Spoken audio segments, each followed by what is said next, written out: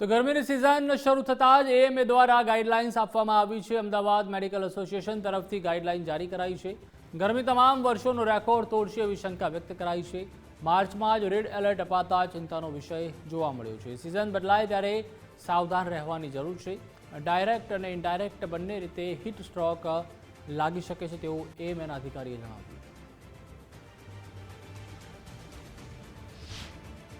રાજ્યમાં ગરમીએ માથું ઉંચક્યું છે। ગરમીની શરૂઆત થઈ ગઈ છે અને સાથે સાથે હવામાન વિભાગે ઓરેન્જ એલર્ટ પણ આપી દીધું છે। ત્યારે ઠંડીમાંથી હવે ગરમીમાં જ્યારે પ્રવેશ્યા છીએ ત્યારે અમદાવાદ મેડિકલ એસોસિએશન તરફથી પણ કેટલીક ગાઈડલાઇન્સ જારી કરવામાં આવી છે। એએમએના vice president doctor Mukesh Maheshwari આપણી સાથે છે, વાત કરીશું। સર, ગરમીની શરૂઆત થઈ ગઈ છે ને, જે રીતે ઓરેન્જ અને થોડા દિવસ પહેલાં રેડ એલર્ટ પણ આપવામાં આવ્યું, ખાસ કઈ કઈ બાબતોએ કાળજી લેવી જોઈએ, શું આપણા તરફથી ગાઈડલાઇન્સ છે?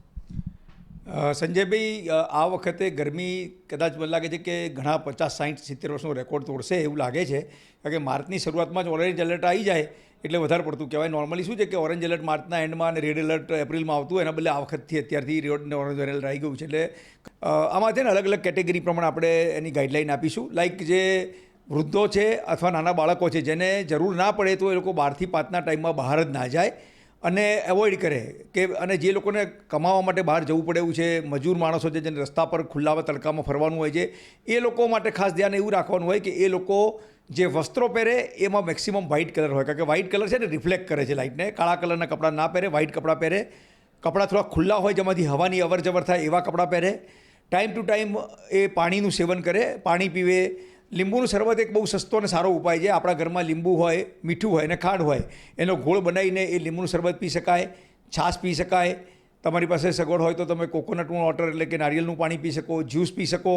આ બધી જ જાતના પ્રવાહી પીવાથી શું થશે કે તમારું વોટર ઇલેક્ટ્રોલાઇટ બેલેન્સ સચવાઈ જશે, કારણ કે ગરમીના કારણે આપણા શરીરમાં પરસેવો થાય અને પરસેવામાં આપણા ઇલેક્ટ્રોલાઇટ જે સોડિયમ પોટેશિયમ હોય નીકળી જાય અને એના કારણે આપણને જાતના કોમ્પ્લિકેશન થાય। એટલે એક આ અસર છે।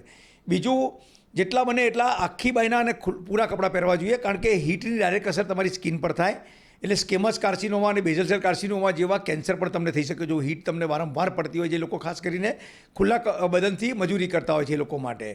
બીજું, જે લોકો શહેરમાં વારંવાર ગરમીમાં નીકળતા હોય એ લોકો, મેં તમને કહ્યું ને એ પ્રમાણે એમના ખોરાકમાં પણ થોડું ધ્યાન રાખવું જોઈએ।